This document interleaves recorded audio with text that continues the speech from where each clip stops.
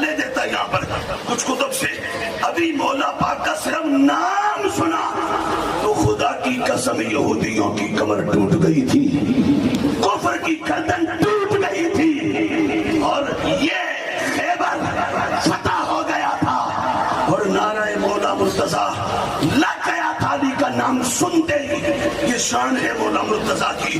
اللہ تبارک و تعالیٰ نے آج اس گئے گزرے دور میں ہم اہل سنت میں خاص کرم کیا ہوا ہے۔ اللہ نے ہمیں حضور کے تمام نسبتوں کا ذکر، تذکرہ، اہتمام، انتظام، ان سب کی عزت، تعظیم، تکریم، محبت اور پیغام کی دولت سے مالا مال کر رکھا ہے۔ اللہ تعالیٰ ان دوستوں نے یہ اہتمام کیا، ان کو کروڑوں برکتیں دے۔ مولا پاک ولیوں کے تاجدار ہیں، مومنوں کے آقا و مولا ہیں، اہل ایمان کے دلوں کی ٹھنڈک اور ڈھار ہیں۔ اللہ تبارک و تعالیٰ آپ کے مزار پر انوار